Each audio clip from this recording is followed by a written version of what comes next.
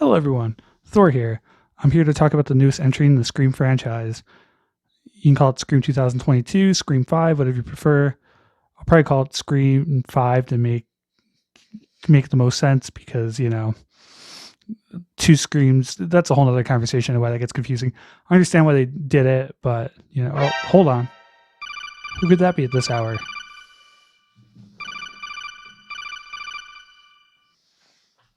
Oh, hello? Oh, yeah, no, I get it. What's your favorite scary movie? We've been through this before. I've seen all the movies. I've done it 1,000 times. You've never gotten me before. You're not getting me this time. The answer is Miss Voorhees, Drew Barrymore, and Leslie Vernon. Thank you.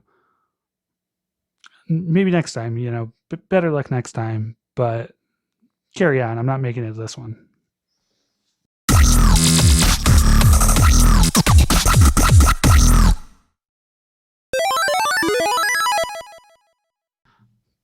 Sorry about that. Who knew that all you had to do was answer those three questions right and he leaves you alone? Would have made these movies a lot easier for the characters involved. All right, so Scream 5, it definitely was, is definitely different.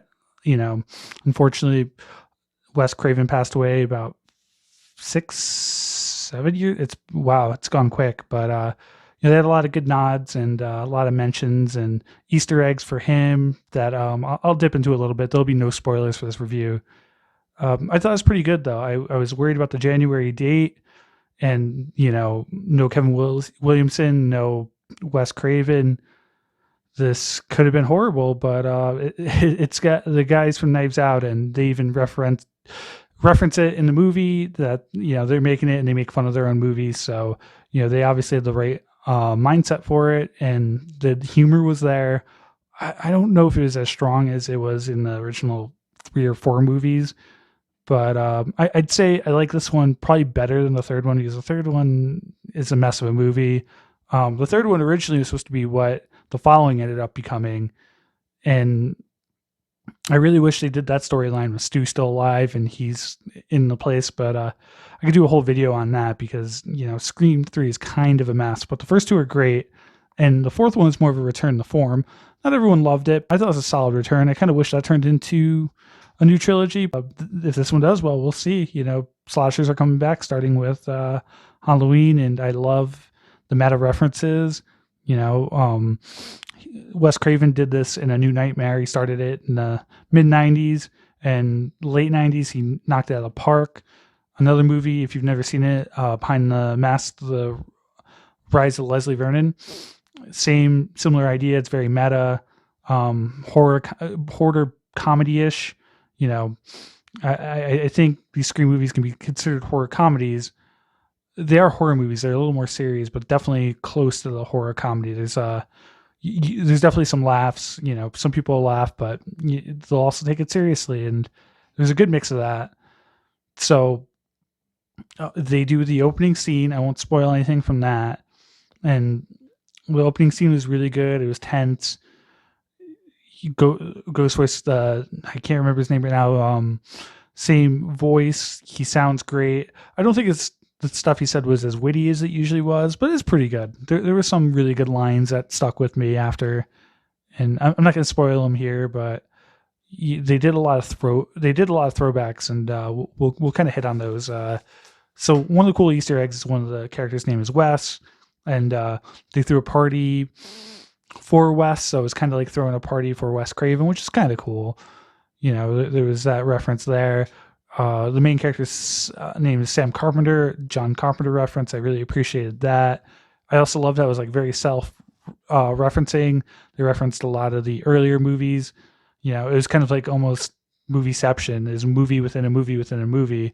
They referred to stab movies, which act out the same, and they even do a part where a character is watching Stab 1, and it's Randy about to be killed by Ghostface, and it's happening very similar. The outcome's different, but it was just interesting it's like I said, it's a requel. It retread some stuff, did it differently. They also retread a lot from other movies. There's a bunch of fake outs. I thought the fake out scares were pretty good, and they do a fake out shower scene from Psycho, which I kind of really appreciated. another, classic horror movie Easter egg. And, they reference a lot of great movies. They reference newer movies, like Babadook, and how those compare to like slashers, and how it's a different type of horror now because the slasher genre died a little bit. Halloween 2018 kind of brought that back a bit, and hopefully we're seeing more come back. I hope there's new Nightmare on Elm Street and new Friday the 13th that are good. We'll see.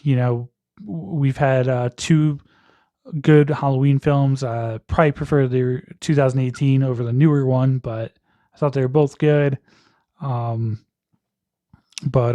is I think Scream fans will like this. There's a lot of good things. The one thing I'll say though is so this is where the writing kind of lacks is a lot of the main characters were pointing fingers at each other, like they did in the first one, kind of jokingly, and it was pretty funny. And like they're high school kids, they might say stuff like that, and they kind of go a little too far with it. Like they don't seem like very good friends, and like that they know each other that well. You just didn't get the camaraderie with them like you did in the other ones. And the original characters that appear in this are fantastic. David Arquette's always great as Dewey. Dewey's an awesome character. Nev Campbell did great. It's great to see Courtney Cox back as well. There have a few other little surprises in there too, which I love seeing. Bring in some old characters. It always goes back to the original, and it definitely goes full circle with this. I could see them coming with more movies after this, but this could also just be a one and done. I bet it's going to depend on obviously how it does at the theater. They also had like a lot of the characters were related to like dead characters. Like they had characters that were related to Randy, Stu. They slip them in there, and that's what kind of ties this whole thing together as the original, but they're making a new story too. So it's kind of fun to follow. The one thing I will knock though is I did figure out kind of easily who it was. I mean, it wasn't spiral easy to like obvious to figure out who the killer was, but they definitely give some signs for it. One scene they kind of reference the first one, and if you pick up, it's subtle. If you pick up on it, you're like, that's it. So watch out for that. They also did this thing where they kind of played with the idea that you can't fully trust your main character. They've done that in the Friday the 13th and Halloween movies, but they didn't really follow through with it on any of those, and they didn't in this movie too much. I'm kind of glad they didn't, because I don't think the payoff would have been as good, but it was kind of an interesting road they could have gone down, and maybe they will in the future. And then towards the end, there's a big reference to the first one. As soon as you see it, you're like, oh my God, no way.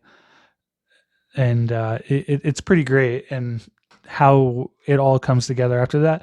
There's a lot of conveniences, like few of the Ghostface kills are kind of in the broad daylight in the middle of like a town. Like, how didn't this guy get caught? And this one just doesn't care. He's the kills are vicious, and there's some that are pretty good, but this one, the killer just doesn't care about getting caught, doesn't care about doing it in the open. Like, there's just a few scenes where you're like, okay, that wouldn't fly. Someone would see it, someone would hear it.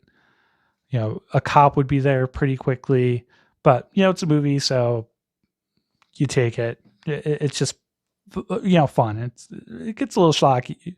I would say shock. It gets a little, kind of takes the believability out, but it's just a movie, so I still really enjoyed it. The motive for the killer though kind of harkens back to the second movie. There may have been some things from the third one, but I don't watch the third movie as much, so I definitely may have missed those. I definitely want to watch it again and see what Easter eggs I missed, because there is a lot of them, and I can't wait till Reddit post them all, probably tomorrow.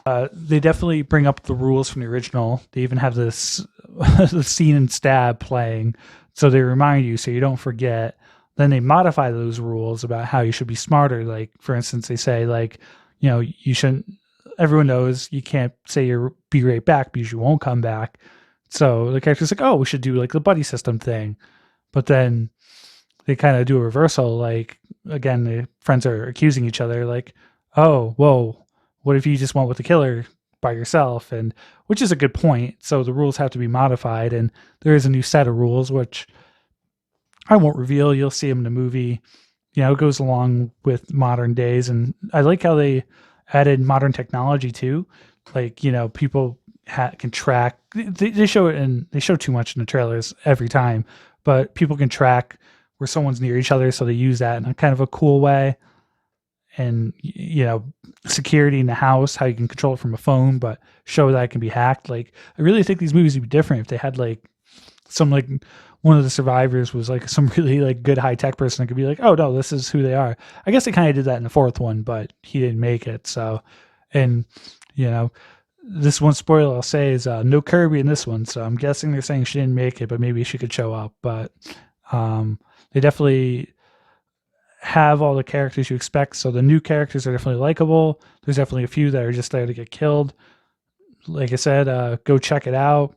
It's good to see it in a movie theater. It's a lot of fun. I went with a good friend of mine, so we had a blast seeing it, and look forward to what everyone else thinks of it. So Thor out.